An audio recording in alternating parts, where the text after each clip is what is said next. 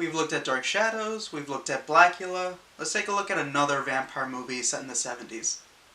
Dracula A.D. 1972 is the 7th installment in Hammer's Dracula series, and it's one of my personal favorites. Partially because it's set in the 70s.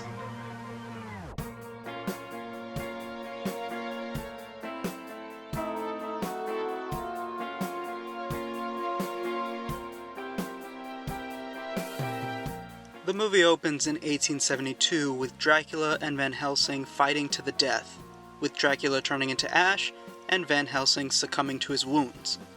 100 years later, we're in London, England, 1972.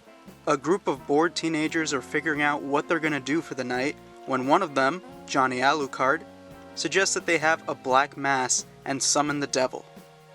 At the mass, Johnny pours bits of ashes into a goblet and spills his blood, successfully resurrecting Dracula.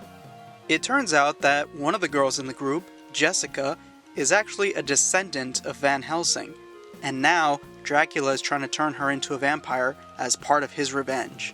As a body count starts rising, Jessica's grandfather, Lorimier, grows worried for her safety and sets out to find if his fear of Dracula's return is true. The movie takes a break from the gothic setting that most Dracula movies are known for, and is set in modern times.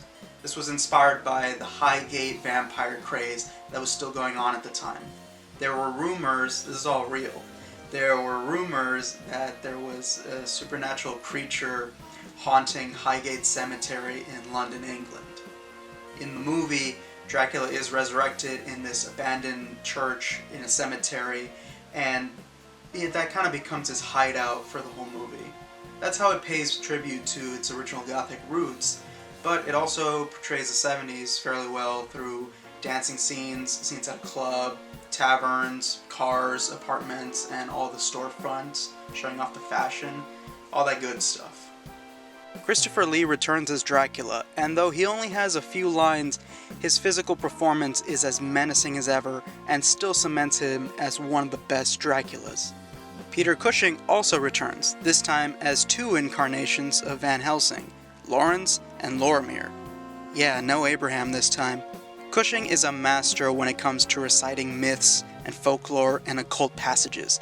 He's always the smartest man in the room. He knows everything there is to know about Dracula, but with his granddaughter's life on the line, he struggles with keeping his own emotions in check.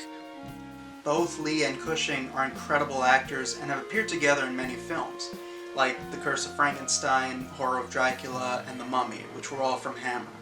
This is only the second time they were actually together in a Dracula movie, in their respective roles. Peter Cushing and Christopher Lee have become icons of horror, and they're great anytime they're on screen. Even if a movie isn't particularly very good, if they're both in it, it's worth checking out. Despite having Lee in the lead role, there's not a lot of continuity between the Hammer Dracula movies. In the first one, we're set in 1885, but in this one, we see Dracula is very much alive in 1872.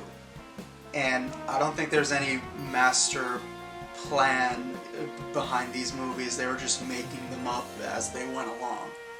However, this one did have a direct sequel, The Satanic Rites of Dracula, which was released the following year. And that one is a direct sequel because it still followed the characters of Lorimier and Jessica Van Helsing. I started getting into the Hammer movies when I was 15. I had this movie as a part of a collection, and I remember marathoning them one night in the summer, and this one particularly really stood out to me because it was just so different. It wasn't like the other ones, which were very gothic, and this one was more contemporary, and I like it. It's kind of become one of my favorites. And you know who else really likes this movie? Tim Burton.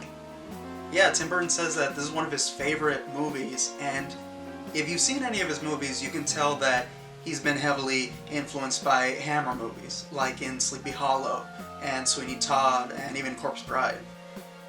And I saw this the same summer that his Dark Shadows movie came out. I saw them around the same time, and once I saw this one, I was thinking like, I can't help but feel that he was more influenced by this movie than by the actual show Dark Shadows. There's a scene in his Dark Shadows movie where Barnabas Collins comes back to town and there's a movie theater, and one of the posters on the theater is Dracula A.D. 1972.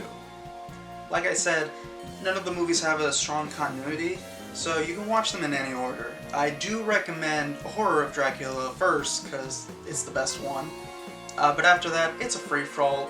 Check them all out, because they definitely all have great moments, especially this one. Dracula A.D. 1972, from 1972.